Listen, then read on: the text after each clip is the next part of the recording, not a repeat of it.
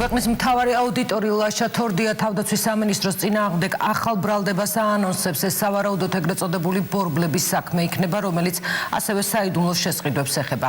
თუმცა ირაკლი ალასანიას ყოფილი უწყება არა ერთადერთი, რომლის შესახებაც 19 ნოემბერს ნდობის ჯგუფი ინფორმაციას მოისმენს. ძალიან მალე საზოგადოება იმასაც გაიგებს, რა დარღვევები აღმოაჩინა აუდიტის სამსახურმა ალექსანდრე ჭიკაიძის და დავით სერგეენკოს სამინისტროებში. როგორც ჩანს, შემოდგომის მსგავსად ზამთარიც პოლიტიკურად ცხელი იქნება. გენო სიყმაშვილი განაგრძობს თემას. გენო, კონკრეტულად რა ფაქტებზე საუბრობს ლაშა თორდია? გენერალური აუდიტორი აცხადებს, რომ საბიუჯეტო თანხები იხარჯება არა მიზნობრივად და მსგავსი დარღვევები ძირითადად გამოწვეულია ისეთ სამინისტროებში, რომელსაც დიდი დაფინანსება აქვს, მათ შორის არის სწორედ ჯანდაცვის სამინისტრო და შინაგან საქმეთა სამინისტრო.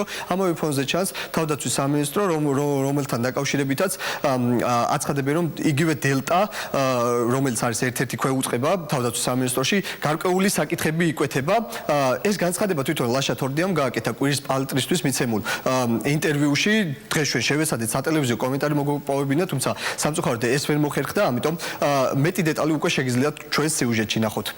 ამდენად ძაფრი და პრინციპული იქნება მათი განცხადებები იმავე მაგალითად შინაგან საქმეთა სამინისტროსთან დაკავშირებით, რომელზეც ინფორმაციით ვრცელდება, რომ არის გარკვეულ დარღვევებთან გვაქვს საქმე.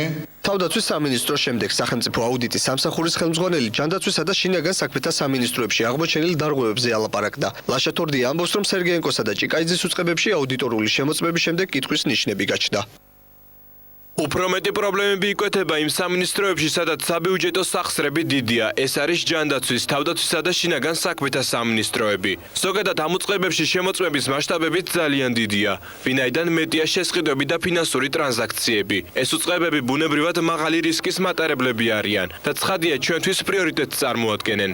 პარლამენტის ნდობის ჯგუფმა გთხოვა თავდაცვის სამინისტროზე ჩვენს ხელთ არსებული მასალების გადაგზავნა და ბუნებრივია კანონით დადგენილ ვადებში მივაწვდით. როგორც ირკვევა, აუდიტის სამსახური მოკვლევას ერთდროულად რამდენიმე სამინისტროში ახორციელებს, თუმცა სახელმწიფო უწყებების ერთი ნაწილის შესწავლა უკვე დასრულებულია, მათ შორის ფინანსთა სამინისტროში. დევნილთა სამინისტროში კი თორდიას უწყება ამ დრომდე რჩება. შესაძლო დარღვევების შესახებ გარკვეული ინფორმაცია უკვე აქვს ჯანდაცვის სამინისტროშიც.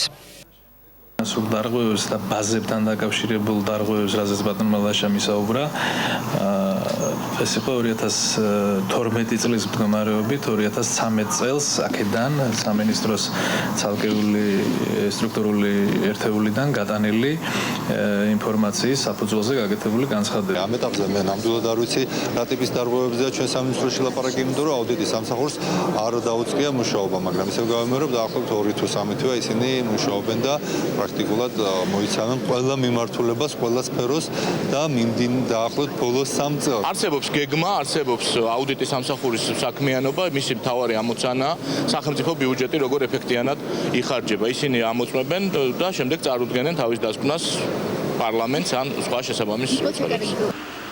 აუდიტის სამსახურის სამინისტროებში ბოლო 3 წლის მონაცემებს სწავლობს. რაც იმას ნიშნავს, რომ სააკაშვილის მინისტრებთან ერთად ღარიბაშვილის მთავრობის წევრების მიერ განხორციელებულ შესყიდვებსაც შეისწავლიან. ამ ფონზე თავდაცვის სამინისტრო კვლავ გამორჩეულ ადგილს იკავებს. გენერალური აუდიტორი გრიფით საიდუმლო საქმეების დაკონკრეტებისგან თავს იკავებს. თუმცა თავდაცვის სამინისტრო სამხედრო სამეცნიერო ტექნიკურ ცენტრ დელტაში აღმოჩენილ დარღვევებზე მაინც მიუთითებს. ეს რომ ძალიან სერიოზული ზიანის მომტანი იყო ქვეყნისთვის, თავდაცვის უწყებისთვის, ეს უკვე ცხადია.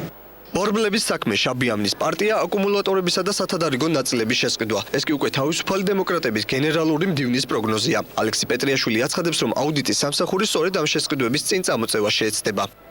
ეს იმ ტიპის საქმეებია, რომელიც მართლაც ყველა კითხვას ცემს პასუხს. არის ირაკლი ალასანიას მისი პოლიტიკური საქმიანობის და მისი გუნდის გააქტიურების წინააღმდეგ აგორებული ძალიან სერიოზული კამპანია, რომელიც აუცილებლად კრახით დასრულდება. უკვე ცნობილია, რომ პარლამენტის ნდობის ჯგუფი სხდომას 19 ნოემბერს გამართავს. განსახილველ საკითხებს შორის კი კაბელების საქმის გარდა შინაგან საქმეთა სამინისტროსა და სახელმწიფო დაცვის სპეციალური სამსახურის ფინანსური ანგარიშების შესახებ აუდიტის სამსახურის დასკვნებსაც განიხილავენ. სხდომა რა თქმა უნდა იქნება დახურული. შესაბამისად მე მინდა ვთხოვო ყველას, რომ ამ საკითხის პოლიტიზირებისგან თავი შევიკავოთ, რამდენადაც დობის ჯგუფი ასრულებს და შეასრულებს თავის კომპეტენციას კანონის ფარგლებში და შესაბამისად ჩვენ დამატებით რაიმე კომენტარს კონკრეტულ საკითხებთან დაკავშირებით ვერ გავაკეთებთ. ჩვენ კანონის მიხედვით გვეყოლდებულება რომ ორჯერ ჩავატაროთ წელიწადში, ამიტომ გეგმურად მივდივართ და უკვე შემდეგ თვეში დავიწყებთ სხვა საკითხებს, რომელიც შეეხება საიდუმლო შეცვლას.